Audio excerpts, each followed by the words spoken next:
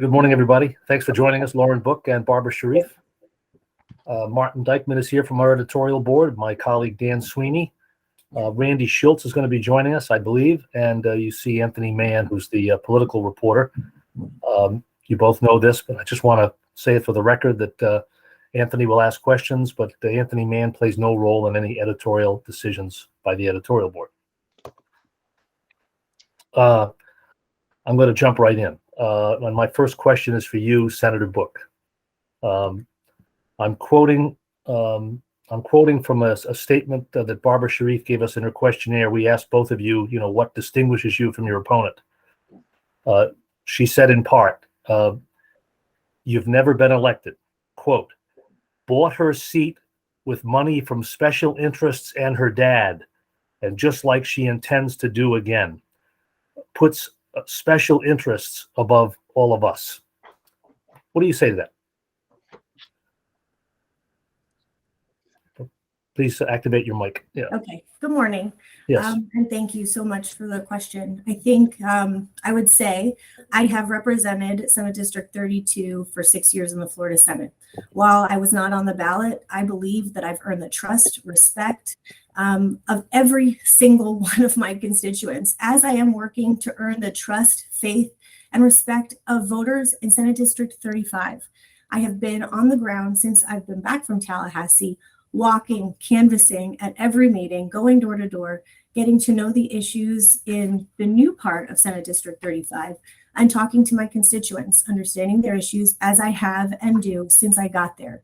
To say that my father purchased my Senate seat or set special interests simply isn't true. And I think it's sort of ironic considering my opponent also tried to seek money from my father and other special interests when she has run for any of the various offices that she has run for.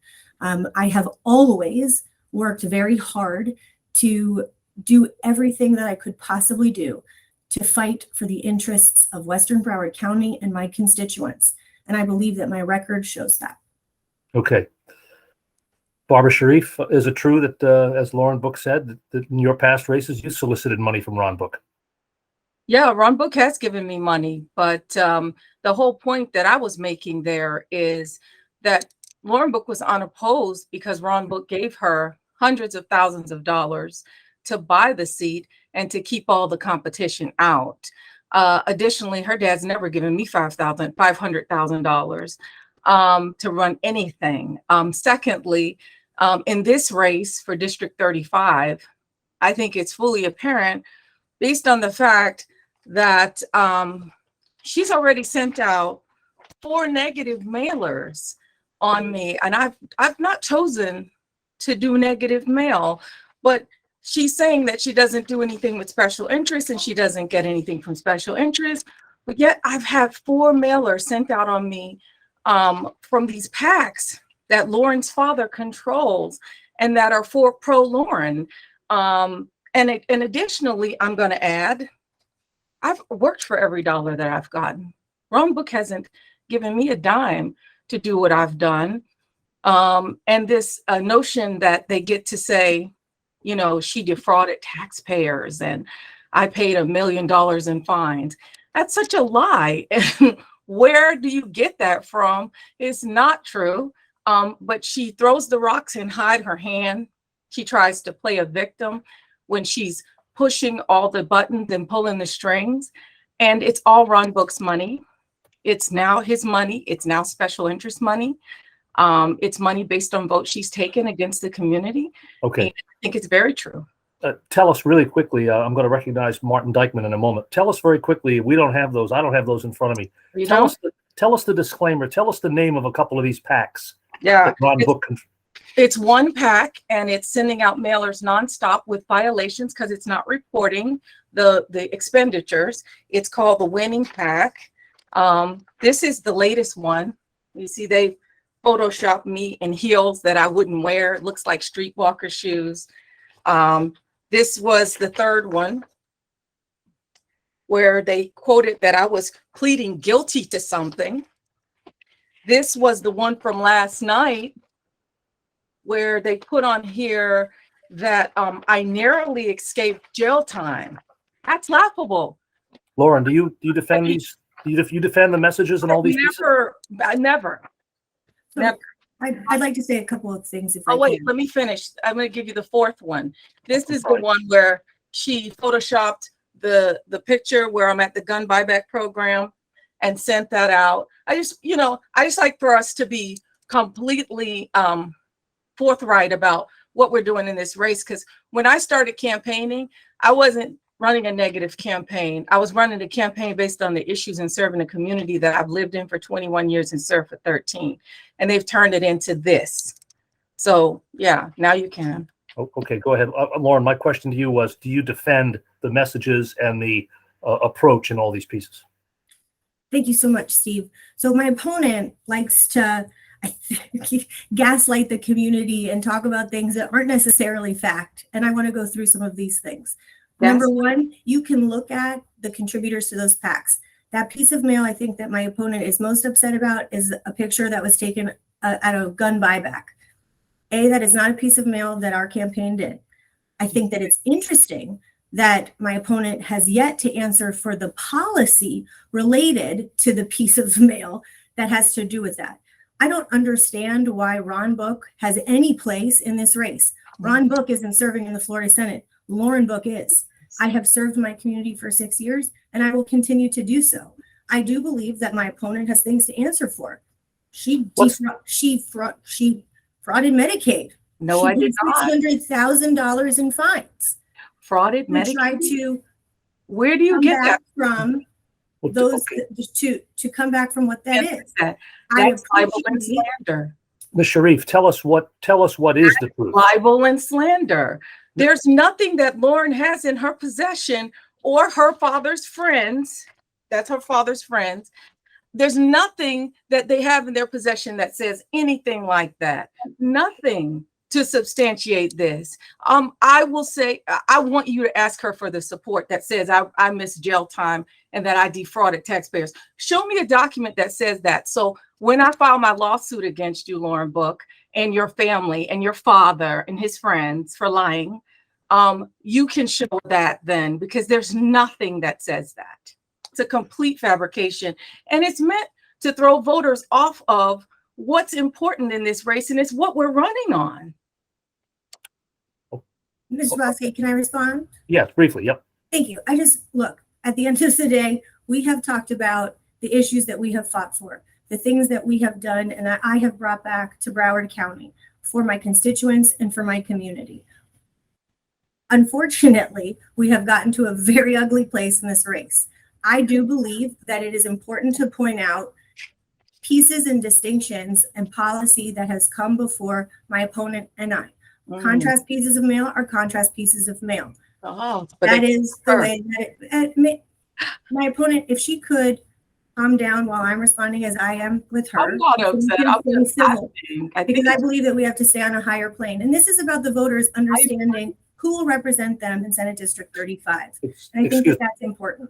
Okay, pardon me for interrupting. Excuse me, Ms. Sharief. We've dealt with each other quite a bit. I ask you both to sort of respect when the other person is speaking. We'll give you ample opportunity. And before I get to Martin, Lauren, you said a minute ago that there's a in the direct mail pieces that we're discussing against Ms. Sharief, there's a piece of policy that she hasn't been addressing. What are you referring to there?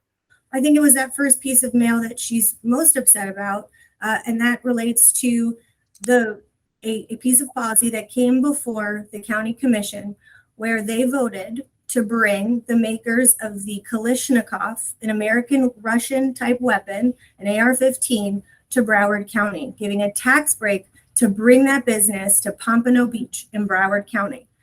Instead of being so concerned about a photo and where that photo was taken, why don't we talk about why that wasn't taken off of a consent agenda and debated and discussed and stopped? Why would we want the makers of a Russian gun manufacturer, a weapon of war, in our community? Yes, I'm going to give Ms. Sharief a chance to respond. I want to say for our viewers' benefit that this is a well-publicized case. It happened, I believe, in 2015. It was a tax break approved by the Broward County Commission. News reports at the time said the firm, while it was given the tax benefit, never actually took advantage of it. and this was a gun manufacturer whose relocation to Pompano Beach was being supported by Governor Rick Scott at the time. Ms. Sharief, do you recall this issue, and what is your response? So my response is that when our Broward Alliance and our Broward Workshop brings businesses to Broward County, some of those businesses work for the United States military and the United States government. Many of them have manufactured weapons as well as airplane parts and engine parts. What I think is distorted by this is the fact that they're saying we gave tax breaks, like we invited weapon makers here and gave tax breaks. What I think my opponent needs to be figuring out is why she didn't stand up against Republicans on all the issues that she needed to stand up for in the Senate, especially the abortion and incest ban, and not calling for a hand vote to identify those that were responsible. When Jim DeFeeti asked her this week why she didn't do that, she said because her Republican colleague told her she was going to get killed. So what, are the Republicans running the Democratic Senate leader now? Okay, all right. Well, you'll have a chance to respond. Let me call on Martin Dykeman, my colleague. Go ahead, Martin. That's the issue I was going to raise. I've been covering the legislature since 1947. It's even before your father was a lobbyist senator. And I have never seen an issue that cried out more, an amendment that cried out more for a vote on the record, a roll call, than those votes on abortion, on incest and rape and sexual trafficking. Why did you promise the Republicans that you wouldn't call for a roll call?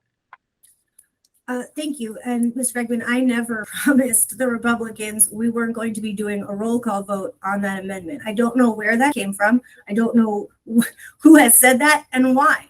In fact, it's been very, very clear my stance on this issue and where I stand. Number one, I lost my chairmanship because of my outspoken opposition when the Senate President, Wilton Simpson, talked about bringing a Texas-style abortion ban to Florida. They stripped me of that chairmanship because I was so critical. I want to also go into the fact that I was endorsed by Planned Parenthood and Ruth's List. These organizations, pro-choice, pro-woman organizations, would not endorse me if they didn't believe in my advocacy. Let's talk about this issue. I brought this amendment on every single stop that this bill was in front of the legislature, in both committee stops and on the floor, 3 times. I advocated to pass this amendment. In appropriations, we did raise hands. There are more than half actually, of the Senate serves in appropriations. We called hands in that committee meeting. On the floor, we had a floor strategy. What else could be done? And where do we need to place the blame? With Republicans. Some of my Republican colleagues on the other side of the aisle, women, said we would be with you on a voice vote, but we've been threatened by leadership. Our appropriations will be taken away, and we will not be with you on the board. We knew, and I knew, my caucus and I knew that our best bet was to put forward, and I needed to put forward the best and strongest debate that I ever had. And I agree with you, Mr. Dykeman. It is the most essential, and because of Roe, we know that it's up to states' rights. I shared more about a personal story than I ever had about anything in my entire life. A gang sexual assault. I talked about the need for more time, the government holding a gun to the head of women who need more time to make that decision. And you know what my Republican colleagues did? They looked at me in the face while they pushed the green button to vote for that piece of policy. Where do we need to place the blame? With the Republican Party, the extremism that exists there. Remember, Ileana Garcia stood on the floor and compared plastic surgery to safe abortion in a garage. This is the same woman who talked about this amendment and this bill being so important for survivors of human trafficking because it makes them less profitable to their pimps. So, what Senator can we possibly do? If I could just finish, what can we do? Bring more Democrats back to Tallahassee. It's 1524. Those are the numbers. I wanted to just ask you for the follow-up question. you said that Republican women senators came to you and said they were threatened by leadership and so they couldn't support you on the board. This would be a good time to identify some of those senators. I would not go and name names in that way, but there are some who shared at the time that they were in favor of a rape and incest exemption covered by multiple media outlets. And you can go back and look at who those were. I would never name names of people who shared things with me in confidence, but it is very, very clear. And they had in multiple news reports, Republicans said that they would, in fact, support that amendment. Let me ask Barbara Sharief, if you were Democratic leader at the time, what you would have done differently in this particular case. Exactly what I said I would have done. I think when it comes to women's rights and human rights, you die on the sword. I don't care if anybody told me that I was going to lose. I would have put them on record and made them go on record individually voting against that rape and incest ban. I think that is critically important. It is the beginning of the dismantling of women's rights, and I would have fought it. I would have fought it with everything in me and let every Democrat and Republican on that floor be held accountable.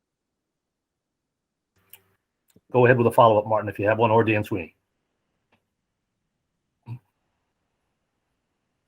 Yeah, I have a couple of questions. Just to clarify, Ms. Sharief, your company was audited by Medicaid over reimbursement claims from 2007 to 2011, right? My company provided services, yes, from not just 2007 to 2011. I understand, but that's the auditing period. Yeah. Oh, no, I'm trying to finish my statement. Understood. My company gets audited every 5 years, like every other healthcare company out there.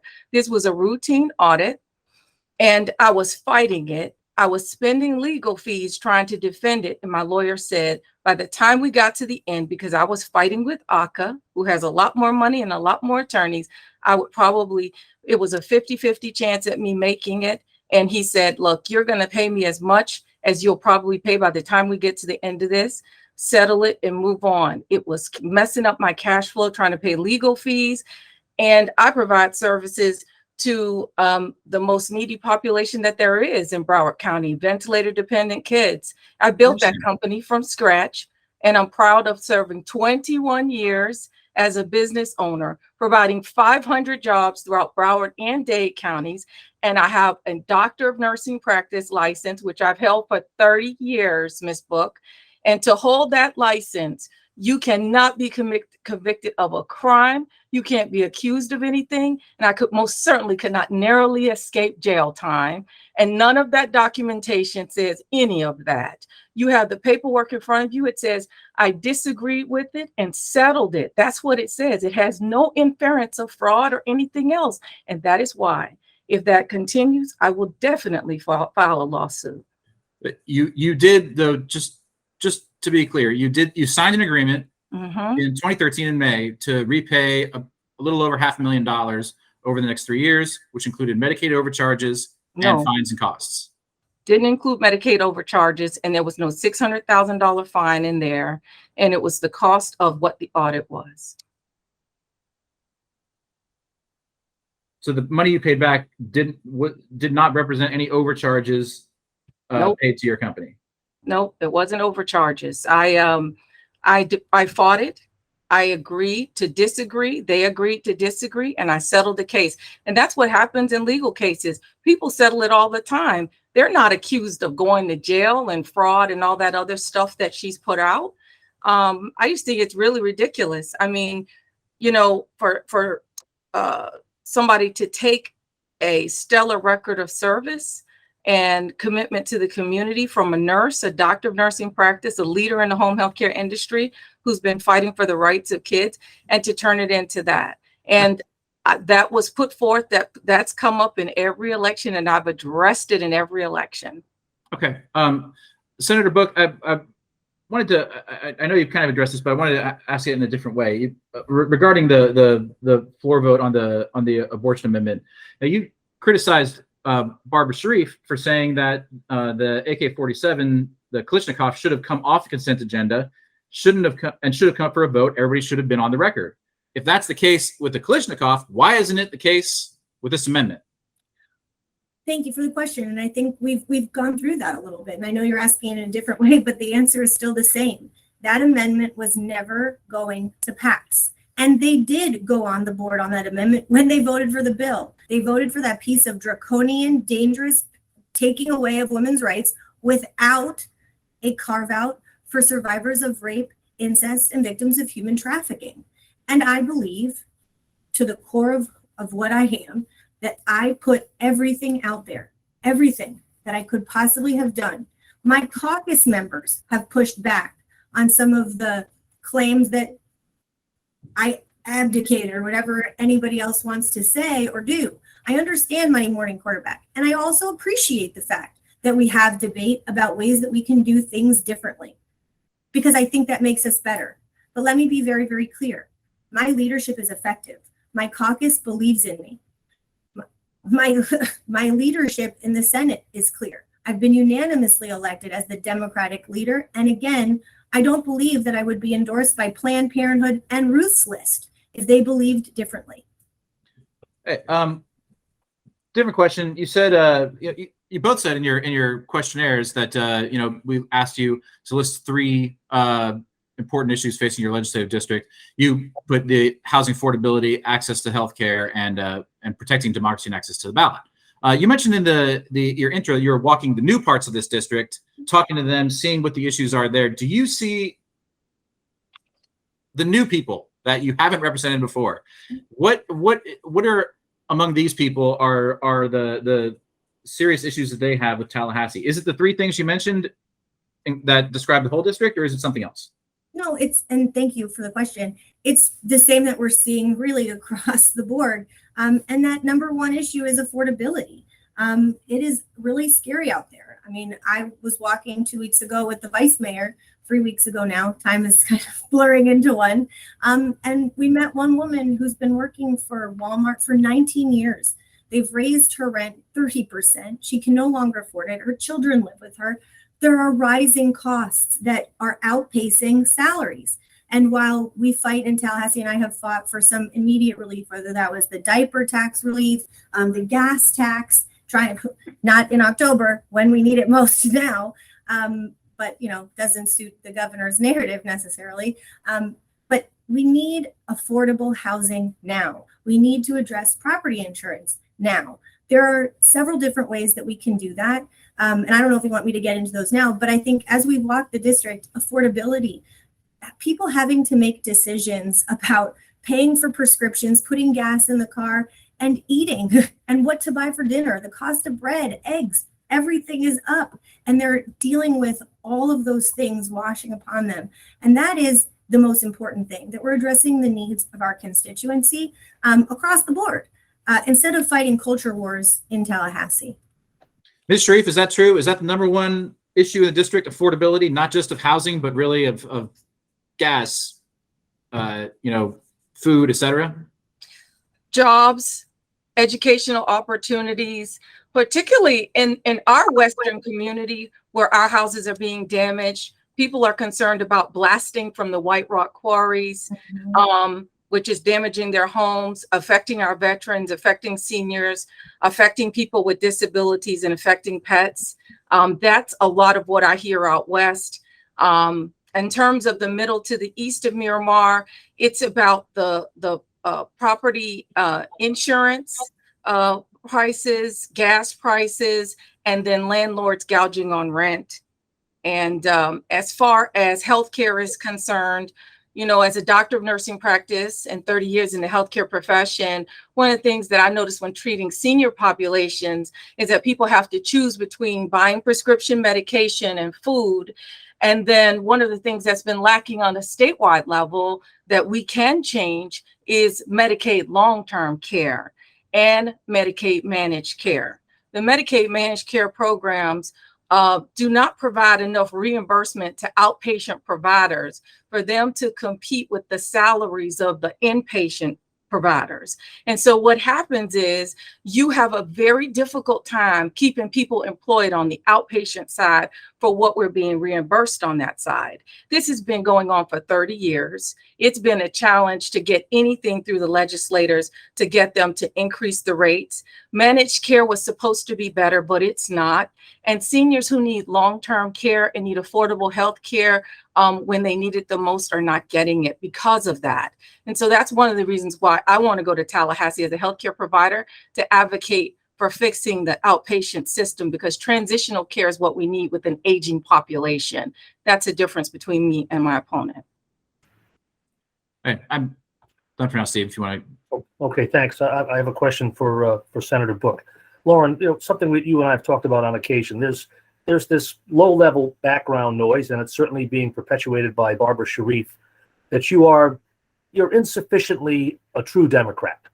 You're too willing to accommodate Republicans. You're too willing to cut deals.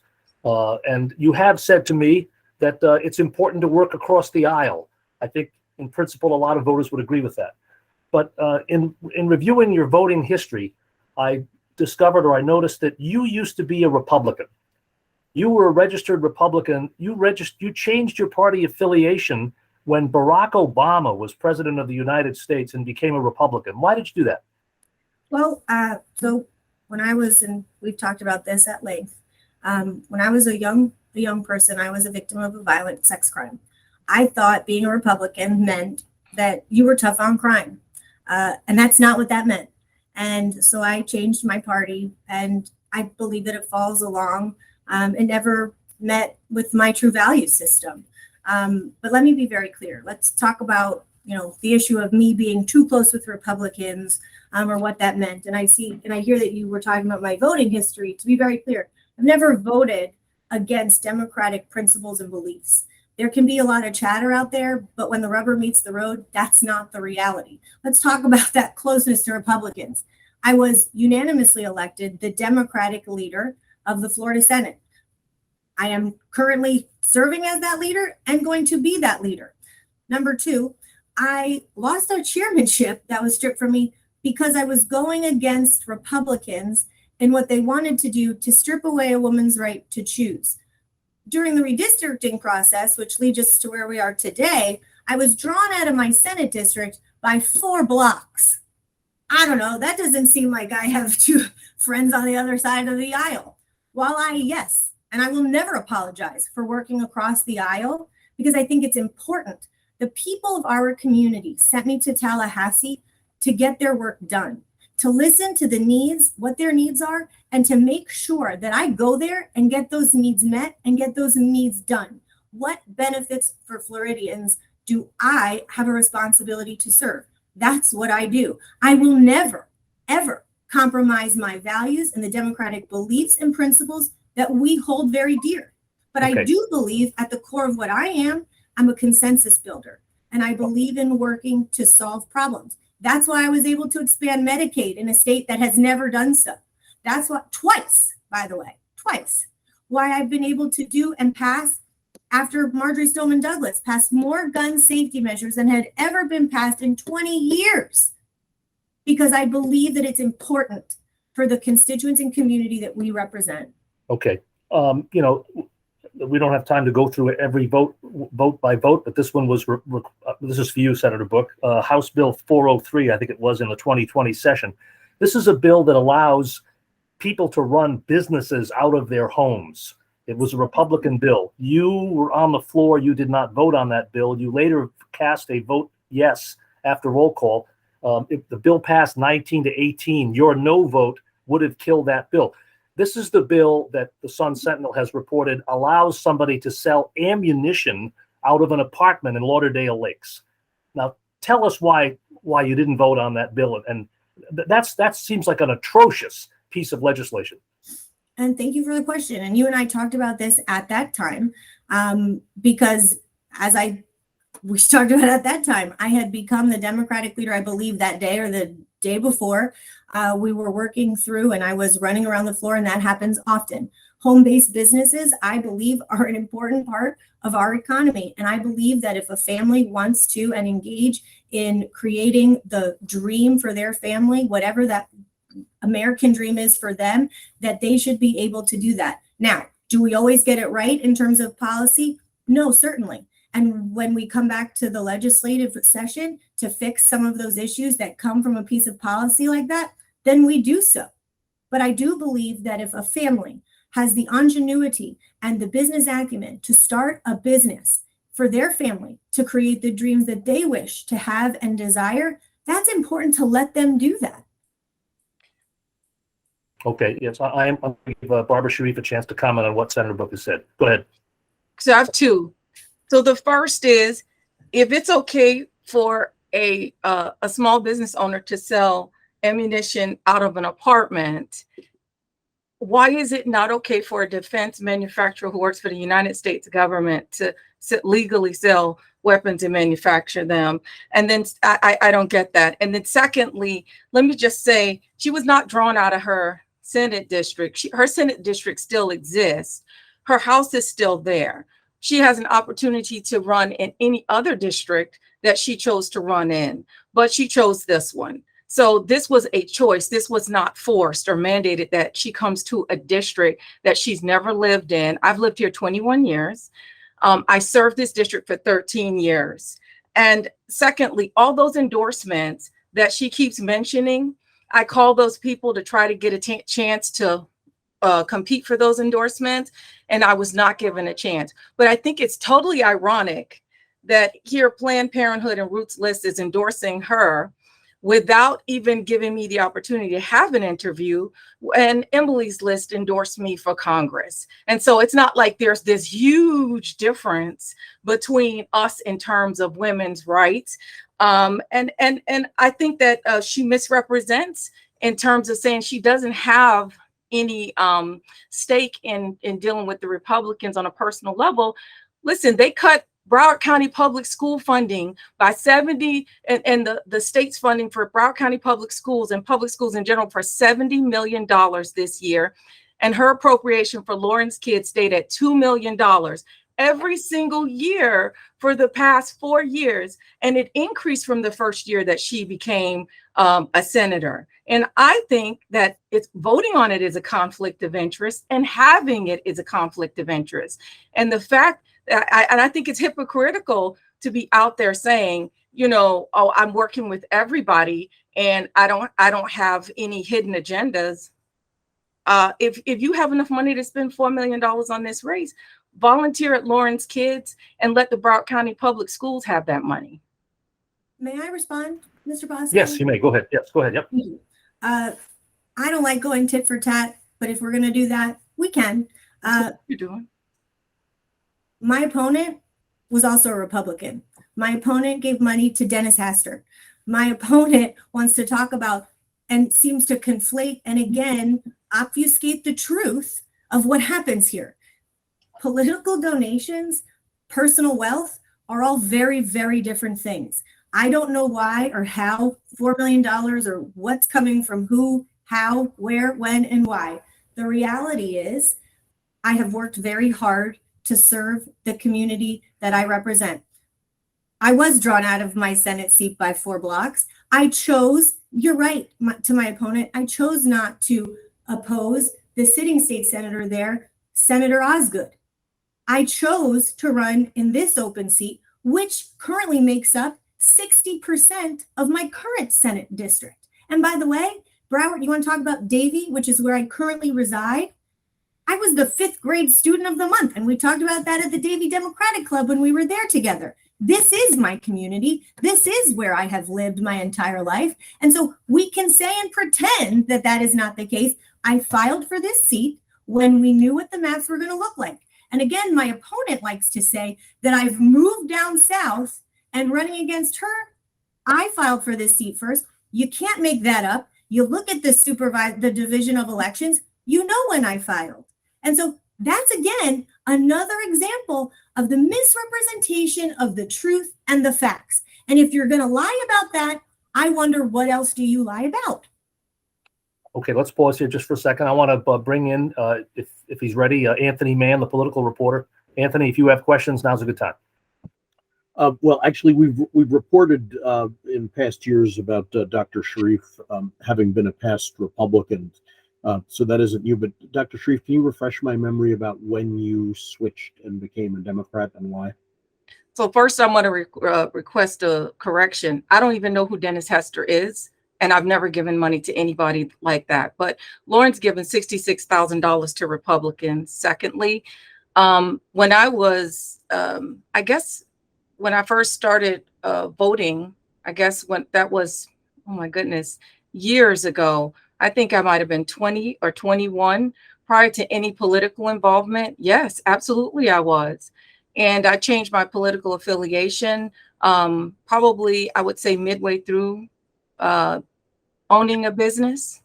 That was like my first year, 2021. So yeah, I did change my party affiliation, and my party affiliation changed because I wasn't in line with Republican values. I'm a social liberal. I believe in programs to support women and children. I believe in social services to help people pay their rent when they can't pay their rent.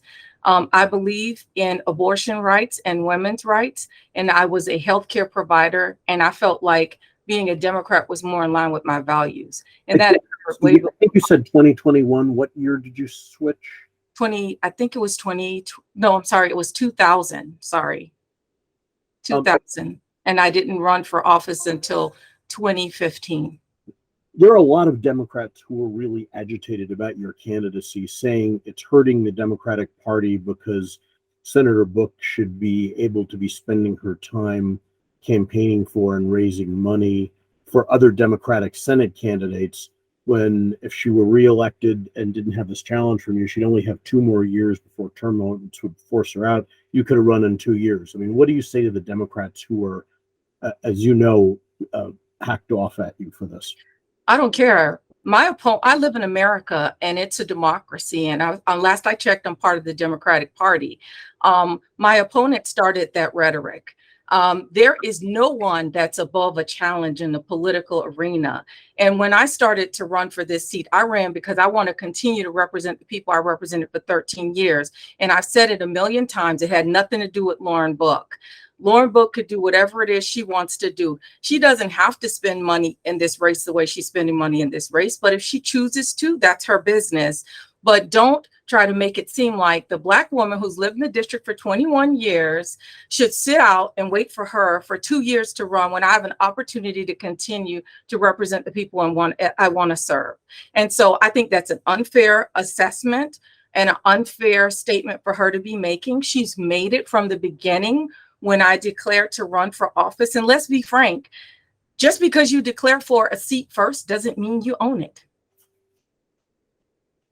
Senator. Respond? Yes, Senator. Yes. Thank you. You're right. I don't own this seat. I'm earning it. I'm earning the trust, respect of every single person in this district. That's why I'm walking the district every day. That's why I'm at every event that occurs.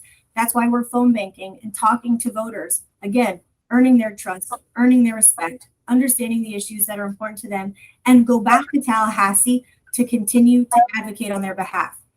Because as my grandfather said, I've got 2 ears and 1 mouth to listen way more than I talk. But let me be clear about one other thing. And I think my opponent just made it very, very clear. I don't care. I don't care about the Democratic Party. I don't care. It doesn't suit my needs. Let's be very, very clear about one thing. We are at a war. We've talked, and every single one of us on this call who are a part of the Sun Sentinel panel today, about how terribly bad it is in Tallahassee. They are waging a war in so many different fronts. It is my job as the Democratic leader to bring back Democrats to Tallahassee, because we have 16 Democratic members now, 23 Republicans. No matter what happens, we don't have the numbers to stop really bad policy. So when they bring bills up, like banning and burning books, when they bring policies up, like don't say gay, when the governor talks about signing a open carry law and the incoming speaker of the House talking about that bill will pass off the floor of the Florida House. We don't have the Democrats in the Senate to stop those awfully bad policies. It's my job to bring them there. I'm working double time. And you're right, I don't own anything. And I'm going to work for it, as I do and have every single day. My caucus has surrounded me because they, again, believe in my leadership and have been working, those that can, to make sure that we're working with those candidates. but but I have a slate of all female candidates, diverse, and we're going to bring them to Tallahassee. So we have greater numbers. But I want to just again highlight that point. I don't care. What do you care about? That is what is the whole purpose of what this is. Making sure that we have numbers in Tallahassee to stop bad policies. I'm not going to play games around this. This is not about who owns what or any of that. I have a responsibility as the leader and the incoming leader to bring back more Democrats to Tallahassee. That's the number one most important thing that we do. And if we don't and we lose and they have a super majority, it doesn't matter who the governor is because they'll be able to override anything that he does. So let's be clear. We are waging a war and you don't care. Okay. I love the way that Lauren Book twist what you said. You see an example of that right here. He asked me, what do I think about those Democrats that she has out there saying that? And I said, I don't care. Let me be very clear with her. I don't care, Lauren, that you think that I shouldn't be in this race. I don't care that you and your rich, wealthy father think that you should never have an opponent.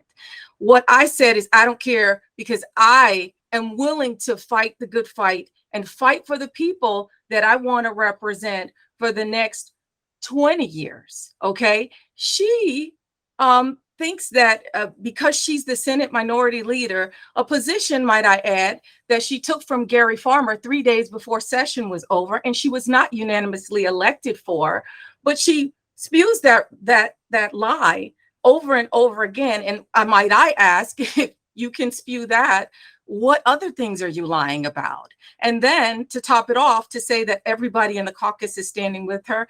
I distinctly remember there's some people that are not standing with Lauren Book in this race that have not endorsed her. And I think that we need to be very clear on the record when we start making general blanket statements. Okay. I've got a question or two on something else, but I want to just open the floor to my colleagues if anybody has a question at the moment. Yeah, Okay. Just to clarify, Senator Book, who is a current sitting Democratic state senator, has not endorsed your campaign. Are you aware of anyone? The only one who has not is Dr. Osgood, Senator Osgood, and she has asked to stay out of it because of her position in the community. And quite frankly, we have not had an opportunity to serve together. Annette Taddeo, who's currently has that Senate seat still, has endorsed my campaign. And Senator Farmer, who's no longer a sitting state senator. Senator Farmer's endorsed your campaign? He has not. He's the only one who has not, which I think is pretty clear. I was going to say that would be somewhat surprising.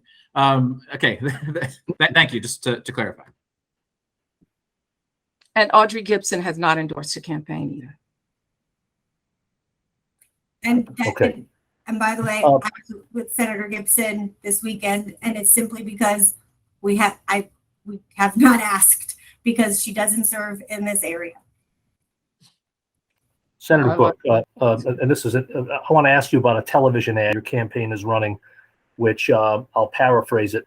It blames Barbara Sharief for the fact that calls to the 911 emergency call system in Broward were not answered. Now, this is groundbreaking reporting by the Sun Sentinel, and the stories ran in April of this year, the major story, and it focused on calls that were not handled properly long after Barbara Sharief left the Broward County Commission.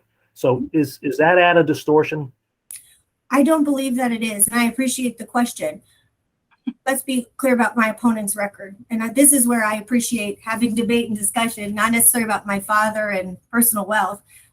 But my opponent was the mayor during two of the most deadly and dangerous events that happened in Broward County, the airport shooting and Marjorie Stoneman Douglas.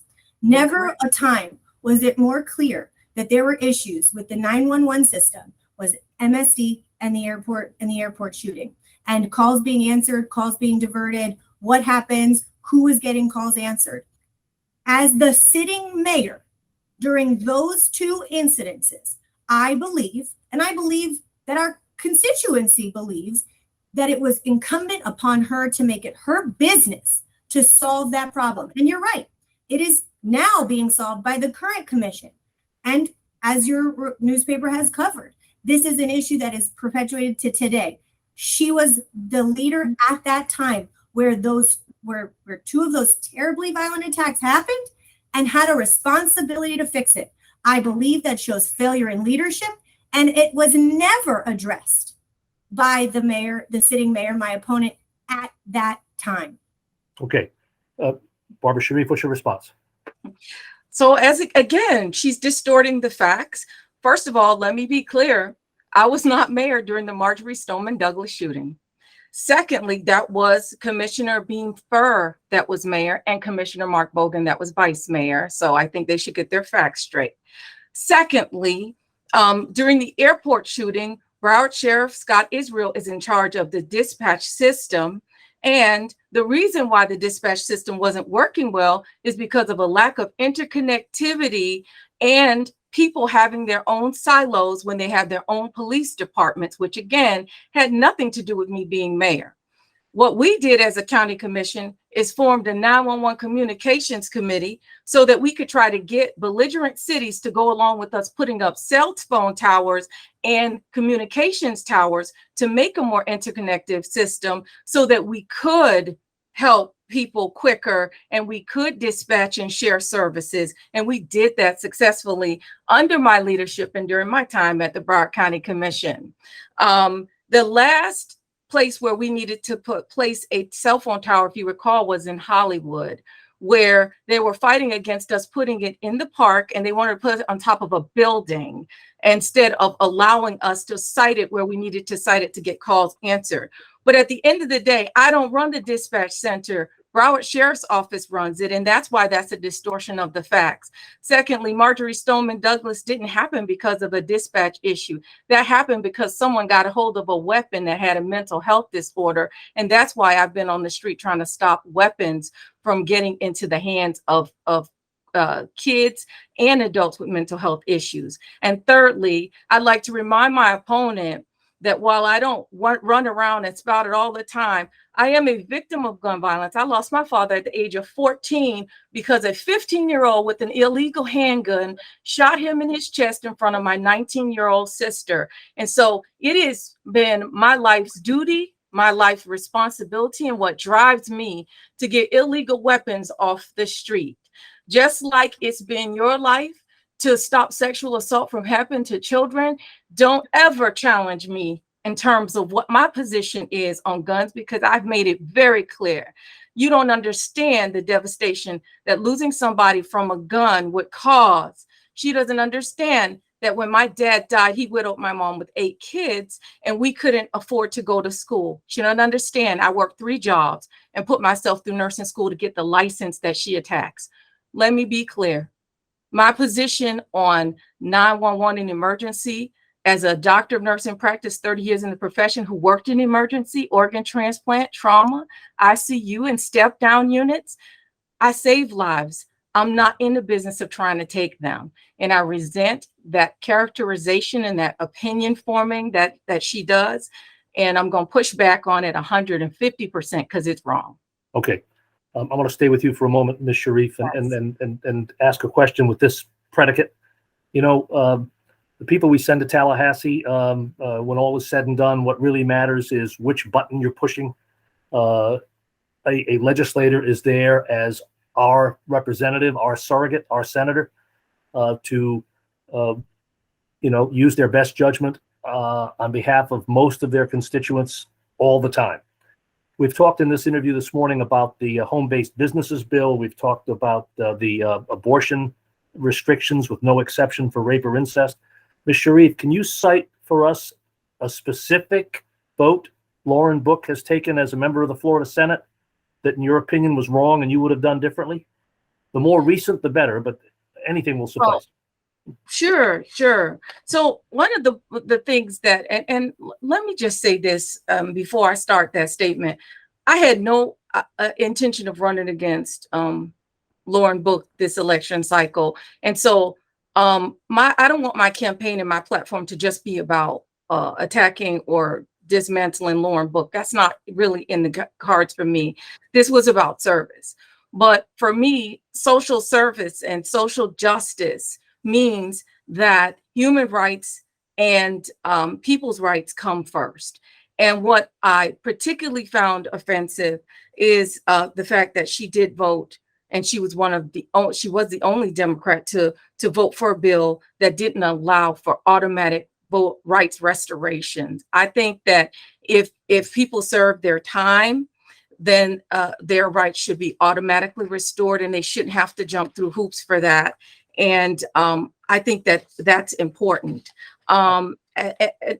Before you go any further, I'm sorry, but I saw that in your questionnaire as well. I mean, gosh, the bill that comes to mind to me is Senate Bill 7066, which is the implementing bill for Amendment 4. Lauren Book was a strong no vote on that bill, as was every other Democrat. So if you could tell us what bill you're talking about, it would help. I'll give you the bill number after we get off of this call, but you asked me to just mention one, and that's one. Okay. Does that ring a bell, Senator Book?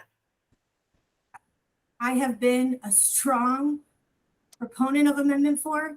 Desmond Meade is a very good friend of mine. I have worked to make sure that there was restoration of rights and supported Amendment 4. So I have heard this time and time again, that my opponent has misrepresented the truth on my position and my vote on that bill, and that is the implementing bill for Amendment 4. I'm not quite sure what my opponent is addressing. Okay. Anthony Mann, Martin Dykeman, Dan Sweeney, floor is open. I have one question concerning Marcy's law, Senator Book. It came from the Constitution Revision Commission, not the legislature, but you have been a strong supporter of it. You did put in a bill to create some of the worst, to overturn some of the worst aspects, which have in effect put much of law enforcement completely out of public sight. There's a case pending before the Supreme Court right now on whether law enforcement officers can claim to be victims to avoid covering up their own culpability for excessive force. I'm not optimistic about any way the Florida Supreme Court will rule on anything right now. So you did put in a bill to correct some of this, but you didn't renew it. I didn't see it in this year's bill list. Why not? Thank you so much for the question. That was not the intention. And just as we were talking about implementing language on Amendment 4, I worked very hard to create a language to implement the will of the voters. What is happening now was not the will of the voters, and I don't believe what was intended. Again, as my opponent was, and I, a victim of violent crime. And being a victim of a violent crime, you have some rights that should be protected. Victims should have equal playing and equal footing under the law. That's what it was intended, and that's why I supported that amendment. I did not work to introduce that bill again because I was working with and trying to get several different workshops to address these issues, talking with chairs to try to address these issues. Again, at the time, President Galvano straight out refused to allow that bill to be heard. I had been working Chair Perry very hard, who was the chair of criminal justice at that time, to have the bill heard, to have a workshop on the issue before these things came to be, because we knew that these would be an issue. Whether you're a victim of a violent crime or a crime in Broward County, Brevard County, Baker County, you should be getting the same treatment. Law enforcement should not be shielded. That was never the intention. And it is something that I have continued to work on while not introducing a bill to try to solve and fix the issues that continue to arise from that issue.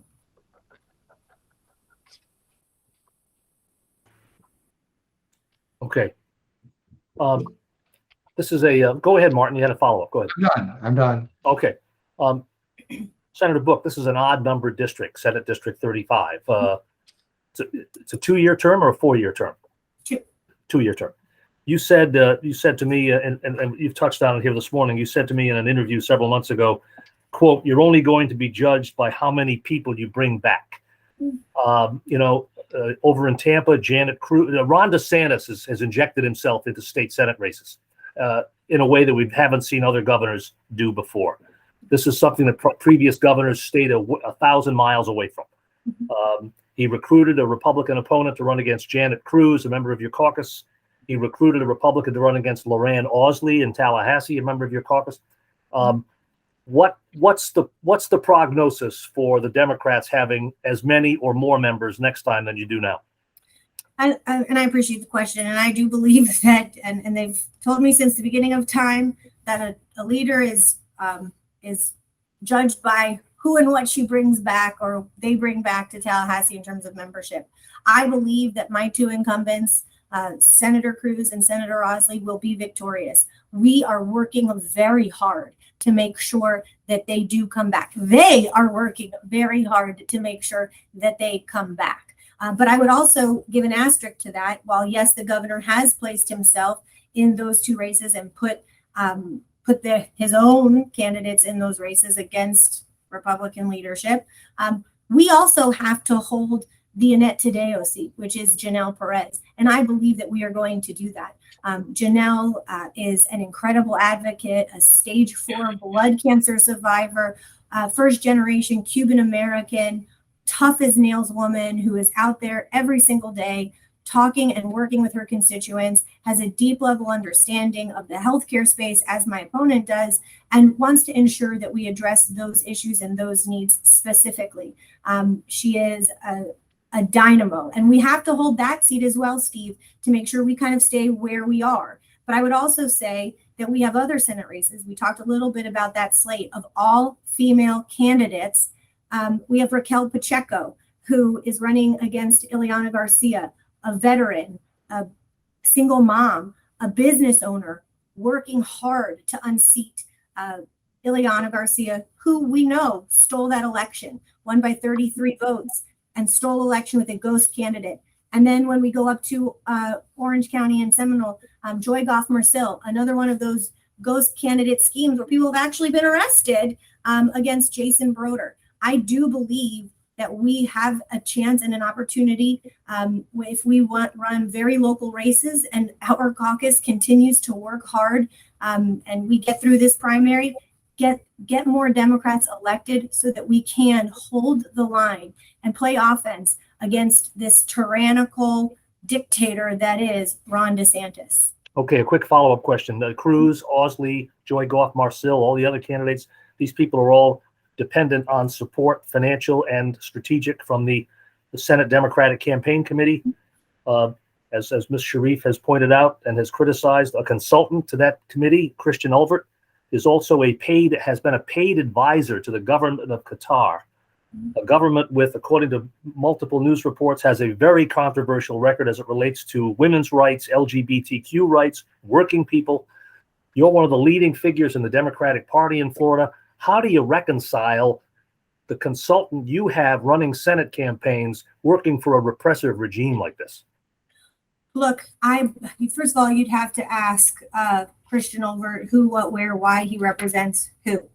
My job is to bring back Democrats to the Florida Senate and to not deter or to get tripped up in who and what and how and the people that we have helping us along the way to make that happen. The reality is Christian Ulvert is an incredible consultant, and he is working to help us bring more Democrats to Tallahassee. You'd have to ask him about his representation of Qatar. Certainly not an interest that I have been a part of. But again, those are questions you'd have to ask him. We will do that. Okay. And just as a quick follow-up, before he took this client, and it's described in public records as a public relations and outreach position, not lobbying. But did he clear it with you? Did he seek your approval and consent for this? No, he didn't. No. Okay. I'm going to let Barbara Sharief comment on this situation as well. Go ahead, Barbara.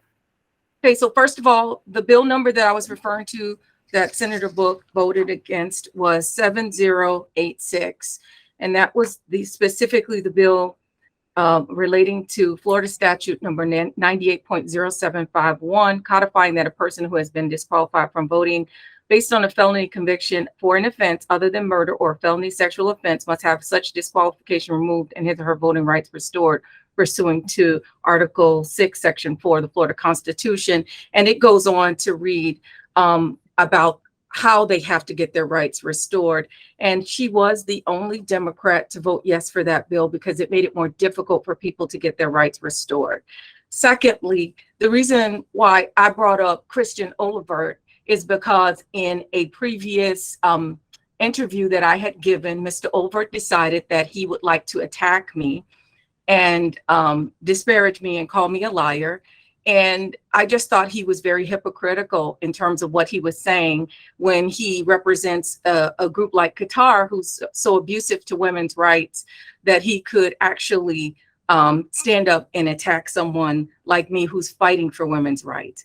And let me be clear, as a county commissioner, I extended family medical leave from 180 hours to 240 hours to support women with difficult and complicated pregnancies. And I'm a healthcare provider and professional. And I just really I took offense to what he was saying because I thought he was the biggest hypocrite around. So that's my take on Christian Olivert, and that's the bill that I was referring to. And so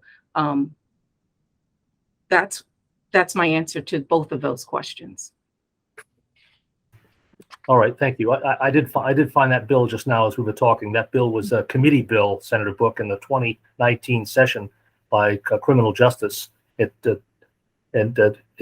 show that your Democratic colleagues on the Rules Committee all voted against the bill and you voted for it.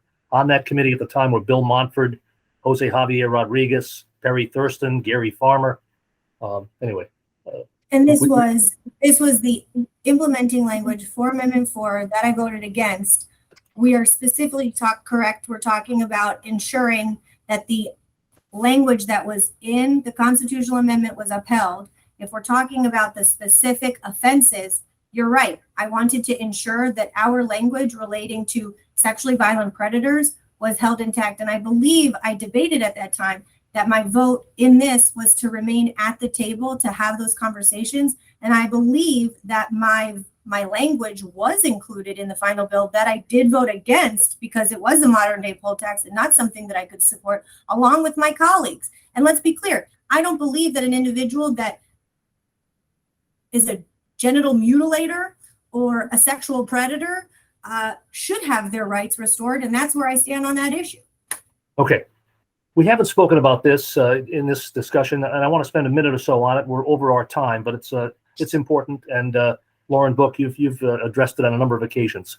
And that is, explain to the voters of Senate District 35 who aren't well versed in the ins and outs of how Tallahassee works. You have voted for budgets for appropriations bills that contain a big line item appropriations for Lauren's Kids, which is the sexual assault victimization outreach program that you've been involved in for a very long time.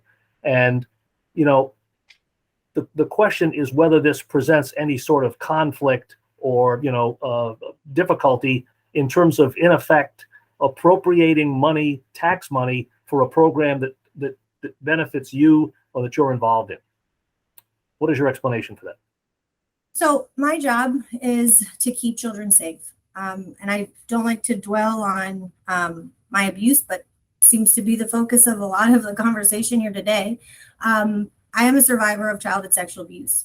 1 in 3 girls, 1 in 5 boys will become the victim of child sexual abuse before their 18th birthday. 1 out of every 5 children that touch a digital device will be solicited for sex online. We know that number is going up post-COVID. We teach children how to stay safe. They are our most valuable treasures in our communities. It is my responsibility as a survivor to ensure that we are doing everything that we possibly can to keep them safe. We know that 95% of sexual abuse is preventable with education and awareness. And so when I founded Lauren's Kids, we found a gap. We were not teaching social emotional learning when it came to empowering children to use their voice, to advocate for themselves and others. We weren't teaching teachers how to spot the red flags of abuse and how to report. We knew that there was a reporting issue. They weren't reporting it. They were going to other people instead of making sure that children were getting the help that they need. And so we implemented Safer, Smarter Kids in our schools throughout the state of Florida. I did that before my time in the legislature, and I will continue to do it after my time in the legislature. I don't believe that it is a conflict of interest because the Senate General Counsel, when I came into the Senate, gave us an opinion that it was not. Let me be very, very clear because my opponent continues to lie and obfuscate the truth on this issue. Not one penny, not 1 cent, not one nickel, not one dime goes to my salary from those state appropriations. It all goes back into the schools, the school programming. And let me be very, very clear. I will never apologize for doing the work that we do to keep children safe. And we know that it's working. 77% of the children that are tested throughout the state of Florida show gains in knowledge of personal safety and ways to get help. We have law enforcement officers reaching out to our organization with children who have disclosed their abuse because of the curriculum that they got in schools. We have teachers across Broward County and the state of Florida who talk about how essential this curriculum is to ensuring that children are kept safe. And I would also say that our foundation is now in 47 states across the country because they know the work that we are doing is great and right and keeping children safe. Again, not a cent, not a nickel, not a dime of my salary is derived from the state funding that we receive that goes directly back into classrooms. Okay, I'm going to give Commissioner Sharief a minute or so to comment on the same issue. Go ahead. So first of all, as a Broward County Commissioner, we've been funding Nancy J. Carterman Sexual Assault Treatment Center for a very long time, and they provide crisis intervention, child protective services, teaching in the schools, and they provide support for our children in the school. Okay, so there was no gap that needed to be filled by this $2 million appropriation. Secondly, I think it is a conflict of interest for Lauren Book to be voting on her own appropriation. And thirdly, it is reported on her financial reports and her tax return that her salary is coming from that Lauren's Kids charity. And so I think that truthfulness is everything. And I don't really like being called a liar. If you have money in a bank account and you take it out and it comes from the state, then, you know, you're taking your salary from there. It's on the tax returns. It's provable. I would provide them for you. She can provide her tax returns, but it's on there. It's public knowledge. I think that when we go to Tallahassee, and I just really wanted to just focus on a couple of things that I want to do. I want to make sure not just children are safe, that adults are safe, that our seniors are safe in their homes. I want to make sure that it's not just about sexual assault, but it's about healthcare. It's about providing supportive care in the homes that people need. That means like helping them to age in place. I don't want to make this race and election all about Lauren. This is about the people of District 35 that I choose to represent. With my knowledge of healthcare, with my background in elected office, I did some incredible things. I worked on the 16 County Coalition for Water Resources, where we make sure that there's clean, safe drinking water and that Florida's infrastructure is replaced. That's critically important for our community. I sat on the MPO, the Metropolitan Planning Organization, for 13 years to make sure that people had interconnectivity systems in transportation, because that's how we're going to get people who are less fortunate, who need to ride transportation, or people who are successful that need to get from one place to the other, and our tourists in and out and throughout Broward County. I want to make sure that my experience as a president of the Florida Association of Counties and working collaboratively with all 67 counties in the state of Florida is at the center point of what I intend on continuing up in Tallahassee as an elected state senator. I think that this whole election has kind of gotten derailed by personal issues and personal attacks, and I want to get it back on track. And I plan on doing that as the next senator for District 35. Okay, thank you very much. Lauren Book, I'll let you respond to that question. Respond and closing at the same time? Yes, if you don't mind, go ahead, yes. Yep. Okay, just to be very, very clear again, my opponent, I know she knows how to read a tax return. No portion of my salary is derived from state dollars. They are all a deliverable-based contract, and everything is in line item. not $1, not 1 cent, not 1 nickel, not 1 dime from state funds is derived from the work that comes to the foundation that goes back directly into schools. Nancy J. Cotterman, you mentioned, is a partner of ours. They provide direct services for survivors. Actually, thank God they exist, because that's where I went. Otherwise, I wouldn't be sitting here today as a survivor of sexual assault. That's where I got my services. Nancy J. kept me alive and did the work and the counseling to ensure that I am sitting here today to represent Senate District 32 and Senate District 35 in the Florida Senate. But before we go that, again, I'd like to just point out, my opponent likes to talk about my salary well below the industry standard. My opponent makes, according to her financial disclosure, $7.2 million from an agency that she defrauded. So let's go to a closing conversation about why I'm running, why I'm doing what I'm doing, and why I want to continue to represent the constituents in Senate District 35. I have been serving for 6 years and worked very, very hard to make sure that I listen twice as much as I talk, and I go up to Tallahassee and I advocate on their behalf. Whether it was expanding Medicaid twice to include postpartum care for up to a year for new moms and babies, to ensure that those little babies that are most vulnerable among us have access to human donor breast milk, that it's covered by Medicaid, to ensure that children who have exceptionalities in classrooms throughout the state of Florida aren't being secluded and restrained without their parents knowing. This last session, we were able to finally pass the seclusion and restraint bill. To talking about PTSD coverage for first responders and ensuring that they didn't need to have a co-occurring physical injury to get the coverage that they needed. To the bill that we passed after the Marjorie Stoneman Douglas tragedy, as we're seeing and living day by day in our communities. These are some of the reasons that I want to go and continue and finish my work in Tallahassee, because I am a proven advocate, because I fight for what's right, I fight for my community, and I don't stop until the job is done. I'm going to continue to lead my caucus. I'm going to continue to lead Senate victory races. I know that I have worked to earn the trust, respect of every single the constituents in Senate District 35, and they will bring me back to Tallahassee, where I will lead my caucus for the remaining 2 years of my term. All right. Thank you very much, Senator Lauren Book. Barbara Sharief, you have a closing statement to make. Yes. Yes, I do. So one of the things I want to say is that I am a proud nurse practitioner and doctor of nursing practice. I'm proud of building a business from the ground up who has never been accused of fraud, ever. I am proud to say that there's no one out there that can present that evidence, not even Lauren Book. And just because you say it doesn't make it so. I've been the city commissioner and vice mayor of the city of Miramar. I've served as the District 8 County Commissioner, which encompasses 71% of this district, for 13 years. I lived in this district for 21 years, and by law, I am entitled to run, and I am.